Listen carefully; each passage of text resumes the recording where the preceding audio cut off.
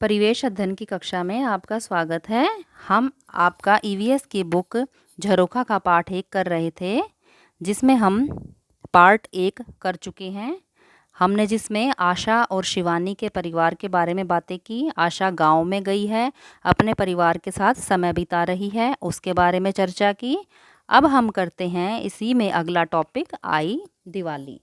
बच्चों, दिवाली पर हम बहुत सारी मिठाइयाँ बांटते हैं, खुश होते हैं, घरों की साफ़ सफाई करते हैं, घर को अच्छे से सजाते हैं, यही सब करते हैं ना।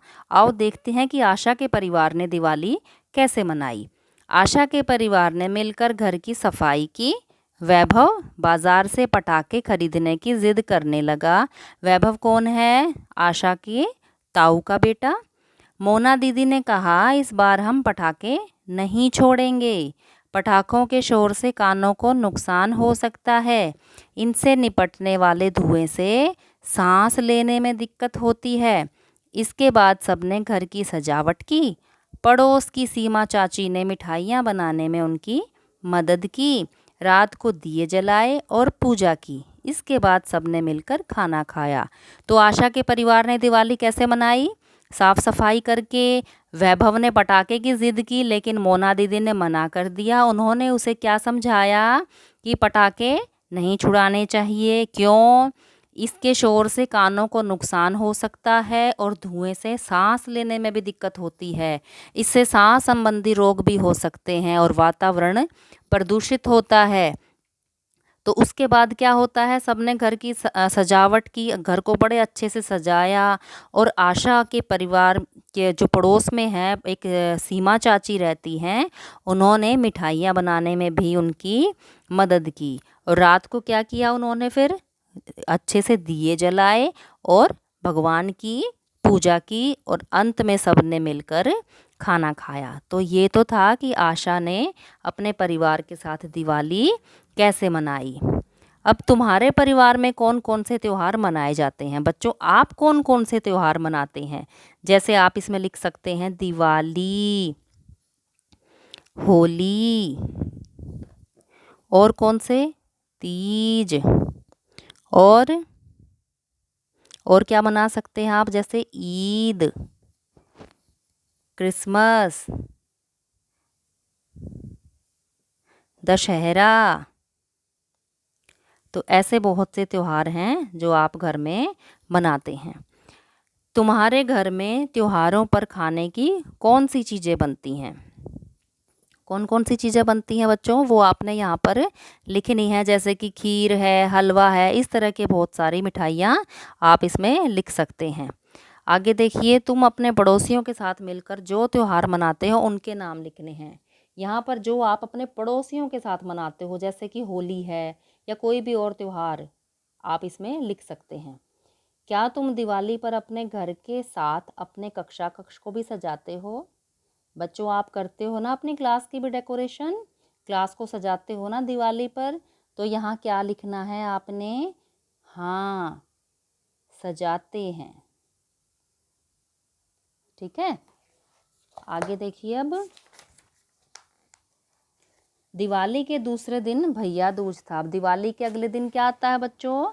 भैया दूज। भैया दूज में क्या होता है? ये बहन भाई का त्योहार है। बहन भाई को इस दिन तिलक लगाती है और मिठाई खिलाती है। तो आशा की बुआ जी, फूफा जी और उनके बच्चे भी आ गए थे। किस लिए आए थे? भैया दूज के उपलक्ष्य में।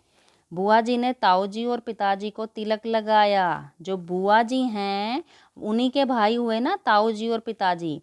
तो उन्होंने अपने भाइयों को तिलक लगाया। आशा ने वैभव को तिलक लगाया। आशा का भाई हुआ वैभव, उसने अपने भाई वैभव को तिलक लगाया और मिठाई खिलाई। अब आगे देखिए, दिए गए रिश्तों के नाम लिखने हैं अब आपने। पिताजी के पिताजी आपके कौन लगते हैं रिश्ते में? दादाजी। पिताजी की माताजी आपकी कौन लगती हैं? दादी जी। कौन लगती हैं? दादी जी। पिताजी के बड़े भाई कौन हैं? ताऊ जी। पिताजी के छोटे भाई कौन हैं? चाचा जी। पिताजी की बहन बुआ जी। माँ के पिताजी ये तो थे आपके जो पिता के रिलेशन में हैं। अब माँ वाले आएंगे, माँ के पिताजी आपके नाना जी, और माँ की माता जी नानी जी, और माँ के भाई मामा जी। आप छुट्टियों में जाते हो ना नाना जी मामा जी के घर पे। माँ की बहन ये हुई मौसी जी। समझ आई बच्चों? ये रिश्ते हैं, ये पिताजी के और माताजी के, जो आपके क्या लगते हैं।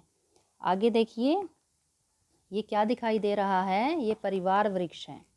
इसे क्या कहते हैं? परिवार वृक्ष। इंग्लिश में बोलते हैं फैमिली ट्री। ये शिवानी का परिवार वृक्ष है और ये आशा का परिवार वृक्ष है। शिवानी के परिवार में जो जो सदस्य साथ रहते हैं उन सब के यहाँ चित्र हैं, और ऐसे ही शिवानी के परिवार में जो सदस्य साथ रहते हैं यहाँ उनका चित्र है। अब आपने क्या करना है, यहाँ आपको अपने परिवार का परिवार वृक्ष बनाना है। अपने परिवार के सदस्यों के नाम लिखने हैं, उनके यहाँ फ़ोटो चिपकाने हैं, और फ़ोटो के नीचे यहाँ आपको उनका नाम लिखना है और उनसे अपना रिश्ता लिखना है कि ये आपके कौन लगते हैं, और इस वृक्ष में आपको रंग भी भरना है। ओके बच्चों, आगे देखिए, मेरा पेज।